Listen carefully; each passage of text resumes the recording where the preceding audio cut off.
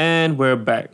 This week we're looking at the Reform Party, who, to be honest, don't have that much history because they were only formed in 2008. But it was founded by the legendary opposition MP J.B. Jeyaretnam. So let's start with some background info. Before Chiam See Tong, Joshua Benjamin Jeyaretnam was the OG opposition figure of Singapore politics, serving as the Secretary General for the Workers' Party for 30 years and laying down the foundation for what an opposition MP should be.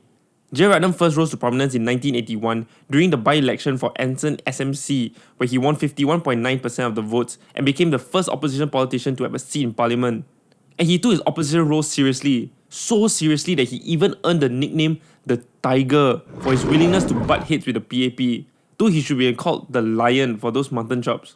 Jeyaretnam was re-elected in 1984, but he lost his seat in 1986 after he and then Workers' Party chairman Wong Hong Toi were charged with misreporting his party's accounts. Wait, Wong Hong Toi? The same Wong Hong Toi who Chiam See Tong described as a troublemaker and wanted out of SDP? You got that right. According to former WP members, Wong and Jeyaretnam were in constant disagreement about how the party should be run, and in 1988, he led an exodus of 16 members to join the SDP, only to cause problems there as well. Troublemaker indeed.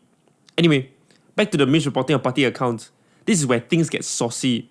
Jeyaretnam was initially acquitted of 2 out of the 3 charges, but the deputy public prosecutor demanded for a retrial, arguing that the judge had decided too fast.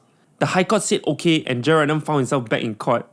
Jeyaretnam alleged that this reverse cut prata flipping U-turn was politically motivated, stating that the judge who acquitted Jeyaretnam was even demoted from senior district judge to deputy public prosecutor shortly after his ruling. Lee Kuan Yew himself called for a commission of inquiry, which concluded that there was no evidence that the government had interfered. A bit own-self check own-self lah, but okay.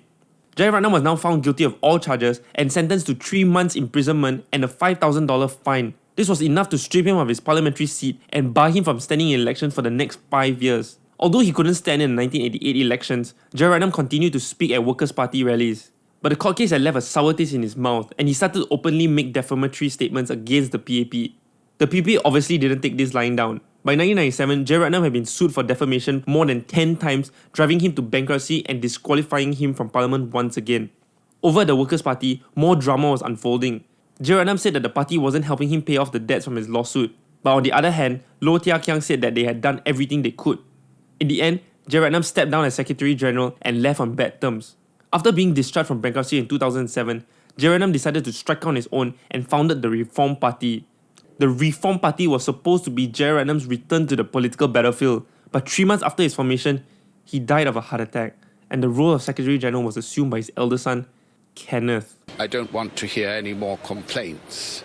Yes, this Kenneth. Politically speaking, Kenneth had zero experience, and he wasn't even living in Singapore at the time. This led to several members, including 2011 election darling Nicole Seah, to leave and join other parties. Still, the Reform Party decided to go big or go home in 2011, standing for West Coast and Ang Mo Kio GRC that was run by none other than Lee Hsien Loong. Kenneth assembled a team of relative unknowns, but one notable name was Alex Tan, editor of socio-political website The Straits Times Review. Tan wasn't even part of the Reform Party, but on loan from the Singapore People's Party, and he specifically wanted to go head-to-head with the Prime Minister. Lee Hsien Loong's performance for the past 5 years must be given a report card. In a result that surprised no one, the PAP won both battles easily, earning more than 65% of the votes. Tan now lives in Australia in self-exile and has been POFMAT 5 times in the past month. The Reform Party would try again in the 2015 elections, this time adding activist Roy Nung, who had just been sued for defamation by Lee Hsien Loong 1 year before, and his lawyer M. Ravi to their roster. Vote for the Reform Party.